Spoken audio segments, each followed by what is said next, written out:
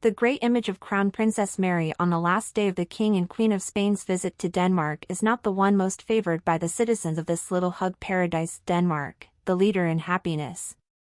Their crown princess, after the Spanish press revealed the news of her husband Crown Prince Frederick's possible affair with socialite Genovieve Casanova, looked like an ice statue integrated into an ice city. Beautiful.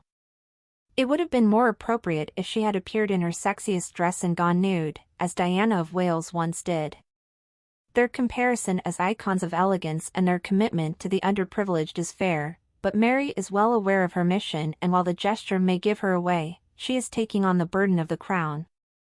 She is unlikely to behave aggressively or lock herself in her chambers at Amalienborg with a box of tissues. According to the chronicles of recent years, there is little left of that unexpected love story, which was born during the Sydney Olympics and continued as one of those novels by the eccentric Danish writer Hans Christian Andersen. Mary is a reserved woman, very jealous of her privacy, and when asked about the secret to lasting love, her answer was specific: the wisdom of taking independent paths but in the same direction. A perfect balance between work, family, and interests. It's their way of being in tune with the concept of hug. In an interview with Politiken for her 50th birthday, she declared herself a fierce advocate of unconditional love for life and admitted that divorce is unthinkable.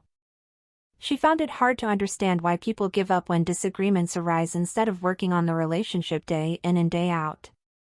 The journalist interviewed concluded that Crown Princess Mary was a gift to the nation and predicted that she would make a fine queen.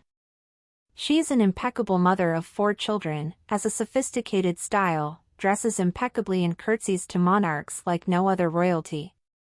This is the best mannequin for Danish designers and couturiers to showcase their latest creations. Also for international brands like Hugo Boss, Prada and Chanel.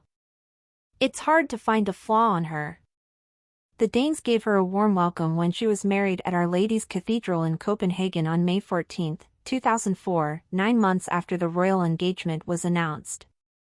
Mary, who had a bright future as an advertising executive in her native country, Australia, and no scandalous past, was not the kind of wife that would have appealed warmly to her mother-in-law, Queen Margrethe, who never gave up hope that her son would fall in love with a girl of blue blood, or at least an aristocrat. But Mary proved to be the least bad option and eventually, over time, became the biggest pillar of the Danish monarchy. Given Margrethe's age, who at almost 84 is the oldest monarch in Europe, Mary is in an increasingly established position. On the occasion of her 80th birthday, Her Majesty appointed her daughter-in-law as the new acting head of state at the opening of Folketing. A historic gesture that symbolized that she would sit on the throne next to Frederick.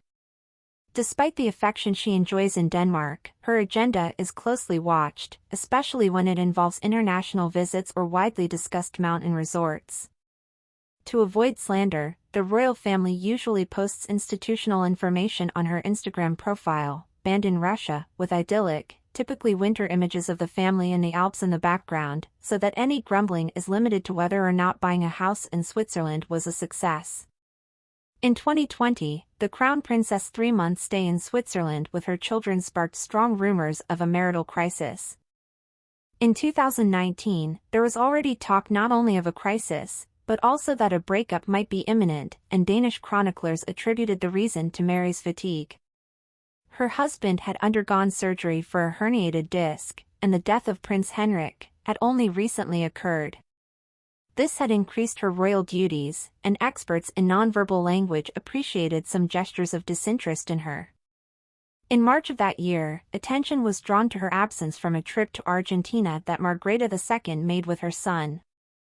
During this state visit, he took center stage as sole heir. Just that year was their 15th wedding anniversary, and the appearance of several photos of the Crown Prince embracing actress Flora Montgomery in a seductive pose made matters worse. Once again their marriage became the talk of the whole country. Once again, the press repeated the line from Hamlet that now resonates throughout Europe: something is rotten in the Danish kingdom.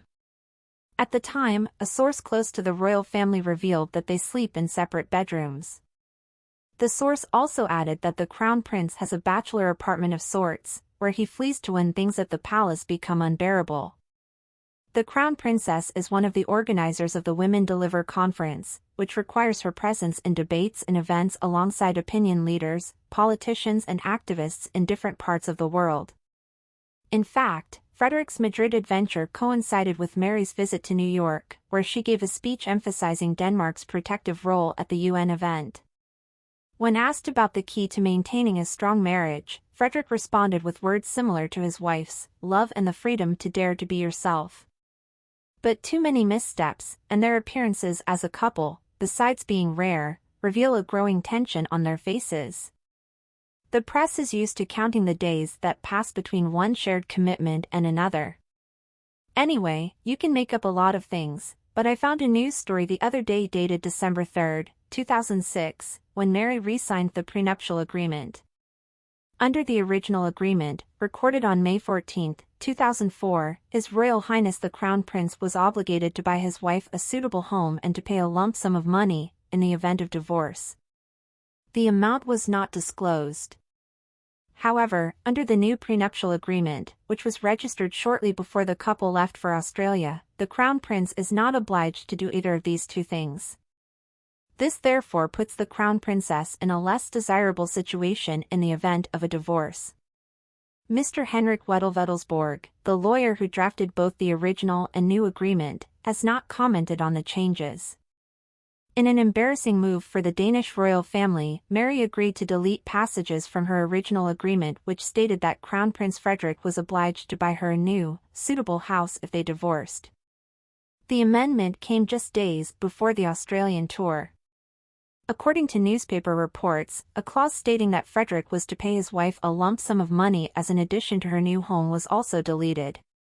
The embarrassing details were leaked to this morning's Ekstrabladet newspaper, revealing the fragility of the Danish royal family's finances. The new arrangement is believed to be a response to the experience of Frederick's brother, Prince Joachim, following his divorce from Princess Alexandra. Joachim was forced to sell the palace to pay for a $2 million mansion for Princess Alexandra in an exclusive suburb of Copenhagen. Despite being heir to the throne, Frederick has no assets.